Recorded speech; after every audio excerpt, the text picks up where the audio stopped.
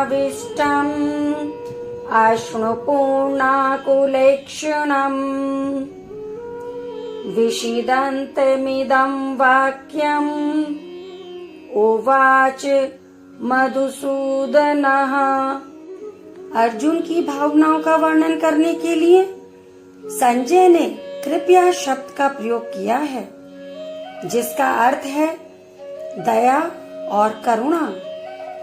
करुणा दो प्रकार की होती है, दिव्य करुणा व भौतिक करुणा। अर्जुन दूसरी तरह की भावना का अनुभव कर रहा है। वह युद्ध के लिए एकत्र अपने शत्रुओं के प्रति भौतिक दया से अभिभूत है। यह तथ्य कि अर्जुन दुख और निराशा से ग्रस्त है, यह दर्शाता है कि उसे स्वयं करुणा की सख्त आवश्यकता है। इसलिए दूसरों पर उसकी दया का विचार निरर्थक है। संजय कहते हैं, उस प्रकार करुणा से व्याप्त और आंसुओं से पूर्ण तथा व्याकुल नेत्रों वाले शोक युक्त उस अर्जुन के प्रति भगवान मधुसूदन ने यह वचन कहा। जहाँ युद्ध का वर्णन होना चाहिए था, वहाँ विषाद का माहौल है। अर्जुन के मन में निराशा व आंखों में आंसू हैं। कोई भी अर्जुन से ऐसी आशा नहीं कर रहा है। श्री भगवानुवाच कुतस्तवा कश्मलमिदं विस्मय समुपस्थितम् अनार्जुष्टं स्वर्गयम् अकीर्तिकरम् अर्जुन। श्री कृष्ण अर्जुन की वर्तमान स्थिति को इन आदर्शों के प्रतिकूल पाते हैं और इसीलिए उसकी व्याकुलता को ध्यान में रखते हुए वह उसे समझाते हैं कि इस समय की परिस्थितियों में आदर्शवादी अवस्था में कैसे रहा जा सकता है।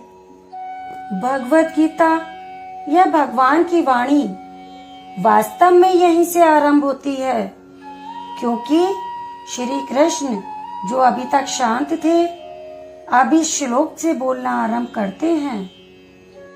परमात्मा पहले अर्जुन के भीतर ज्ञान प्राप्त करने की क्षुधा उत्पन्न करते हैं। ऐसा करने के लिए वह यह तर्क देते हैं। श्री भगवान बोले, हे अर्जुन, तुझे इस असमय में यह मोह किस हेतु से प्राप्त हुआ? इस विषम अवसर पर तुझे यह कायरता कहाँ से प्राप्त हुई? क्योंकि ना तो यह श्रेष्ठ पुरुषों द्वारा आचरित है, ना स्वर्ग को देने वाला है और न कीर्ति को करने वाला ही है। युद्ध के समय ऐसी शंका, ये तो असमय ही है। यमास्मगमः पाठा न तत्त्वयुपपद्यते शूद्रं हृदय दौर्बल्यं त्यक्त्वोत्तिष्ठ परन्तप। श्री कृष्ण कहते हैं, इसलिए हे अर्जुन, नपुंसकता को मत प्राप्त हो। तुझमें यह उचित नहीं जान पड़ती। हे परम तप, हृदय की तुच्छ दुर्बलता को त्याग कर युद्ध के लिए खड़ा हो जा। श्री कृष्ण एक योग्य गुरु हैं और इसीलिए अर्जुन को फटकारते हुए वे अब उसे परिस्थितियों का सामना करने के लिए प्रोत्साहित कर उसके आत्मबल को बढ़ा रहे हैं कि वह ऐसी दुर्बलता को स्वीकार ना करे जो उसके यशस्वी पूर्वजों के अनुरूप नहीं है। जिस प्रकार का मनोभाव अर्जुन व्यक्त कर रहा है, वह ना तो नैतिक कर्तव्य है और ना ही वास्तविक संवेदना। जो धर्म कहता है उसके अनुसार कर्म तो करना ही चाहिए। स्वयं को कमजोर मानकर बात को छोड़ देना ये सही नहीं है।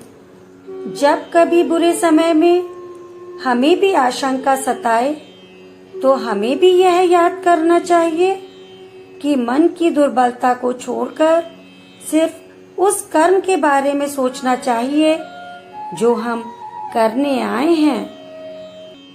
नार्जुन उवाच कथं भीष्ममहं सांख्ये द्रोणं च मधुसूदन इषुभिः प्रतियोत्स्यामि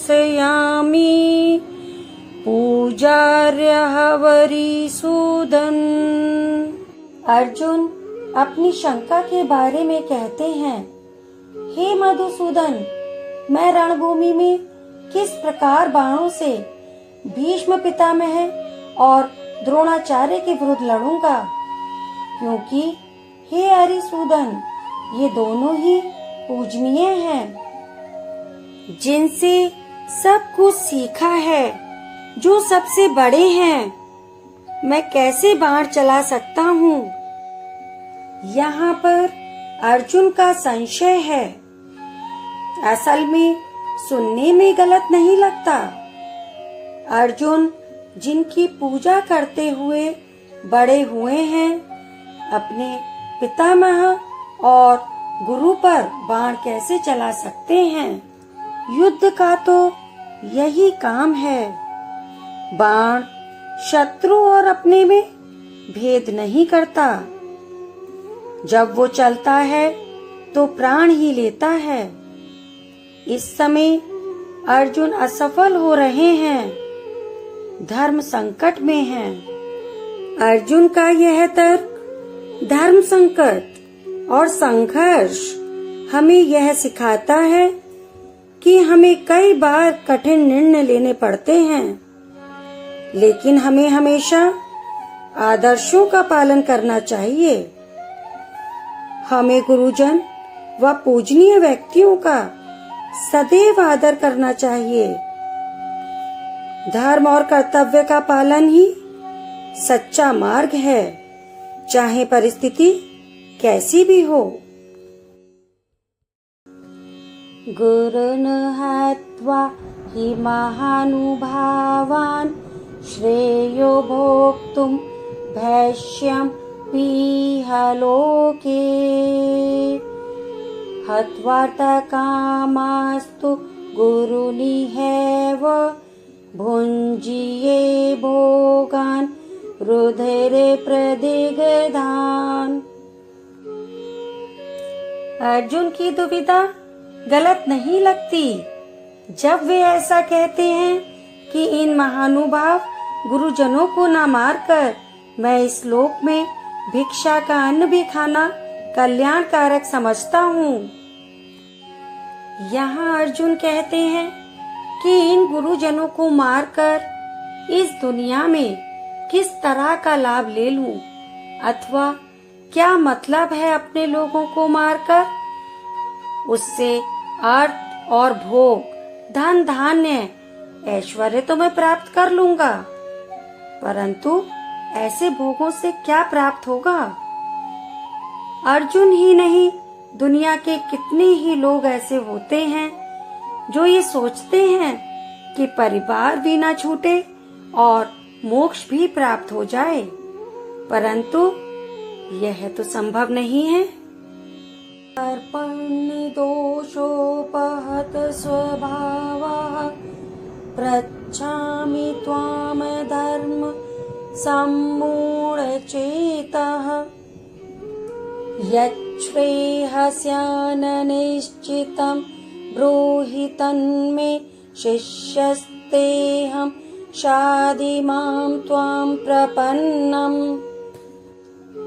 इसलिए कायरता रूप दोष से उपहत हुए स्वभाव वाला तथा धर्म के विषय में मोहचित हुआ मैं आपसे पूछता हूँ कि जो साधन निश्चित कल्याणकारक हो वह मेरे लिए कहिए,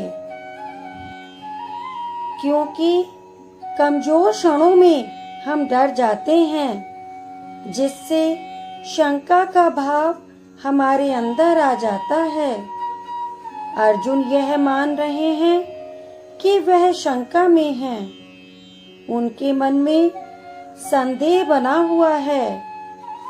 वह कायरता का दोष अपने ऊपर ले रहे हैं। तभी तो वह कहते हैं कि श्री कृष्ण, क्योंकि मैं आपका शिष्य हूँ, इसलिए आपके शरण हुए मुझको शिक्षा दीजिए कि क्या सही है क्या गलत है। इस श्लोक में अर्जुन, जो कि श्री कृष्ण का परम मित्र व चचेरा भाई था, शिष्य के रूप में आत्मसमर्पण कर श्री कृष्ण को अपना गुरु स्वीकार करते हुए मार्ग दिखाने के लिए ज्ञान प्रदान करने की प्रार्थना करता है। दुविधा के समय गुरु ही एकमात्र सहारा होता है। गुरु से हमें कुछ भी छुपाना नहीं चाहिए। खुलकर अपने हृदय की बात, डर, शंका, परेशानी सब कुछ सामने रख देना चाहिए। अगर ऐसा करेंगे तभी तो आपको मार्गदर्शन मिलेगा। नहीं प्रपश्यामि ममापनुद्यदच्छ शोकमुच्छो क्षणमिन्द्रियाणाम् अवाप्य भूमावसपत्नमृद्धं राज्यं सुराणामपि चाधिपत्यम्। अर्जुन आगे कहते हैं, जीतने पर मुझे ऐसा कोई उपाय नहीं सूझता जो मेरी इंद्रियों को सुखाने वाले इस शोक को दूर कर सके। यदि मैं धन संपदा से भरपूर इस पृथ्वी पर निष्कंटक राज्य प्राप्त कर लेता हूँ या देवताओं जैसा प्रभुत्व प्राप्त कर लेता हूँ, तब भी मैं इस शोक को दूर करने में समर्थ नहीं हो पाऊंगा। यही बात है, जब अपनों को दुख सताता है तो किसी भी तरह का लाभ आराम नहीं देता। जब हम किसी विपत्ति में फंस जाते हैं, तब हमारी बुद्धि उस विपत्ति के कारणों को जानने लगती है। जब कोई उपाय नहीं सूझता और सब रास्ते बंद हो जाते हैं, तब विषाद उत्पन्न होता है। जब हम दुख में, परेशानी में होते हैं, तो जब तक उसका उपाय नहीं ढूंढ लेते, तो दुनिया का कोई भी सुख आराम नहीं दे पाएगा।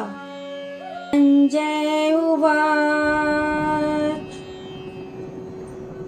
इव मुक्त्वा ऋषिकेशम् गुडाकेशः परन्तप न योत्सय इति गोविन्दम् उक्त्वा तूष्णीं बभूवः।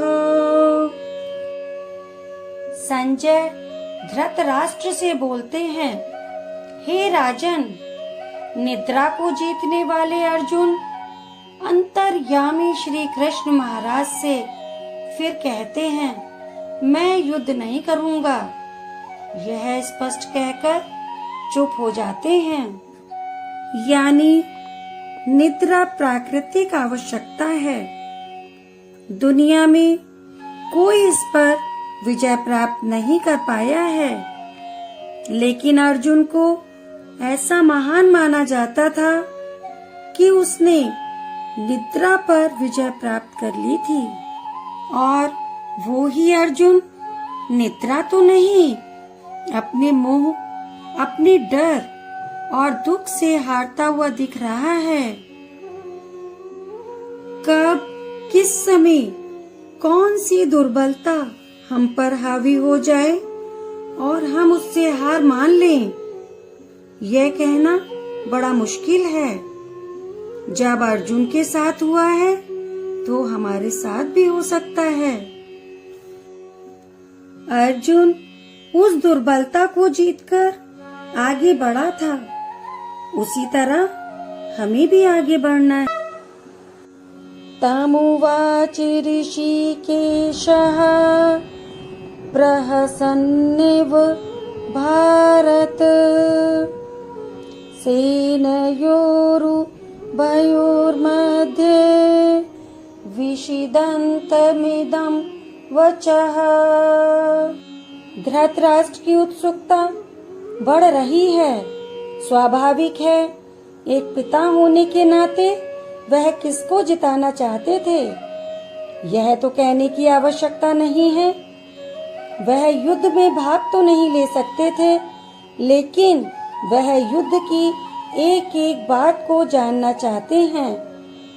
संजय बताते हैं, हे भरतवंशी धृतराष्ट्र, दोनों सेनाओं के बीच में शोक करते हुए अर्जुन हैं और अंतर्यामी श्री कृष्ण महाराज हंसते हुए यह वचन कहते हैं। एक तरफ डरा हुआ कमजोर बालक और दूसरी तरफ त्रिकालदर्शी कृष्ण हैं।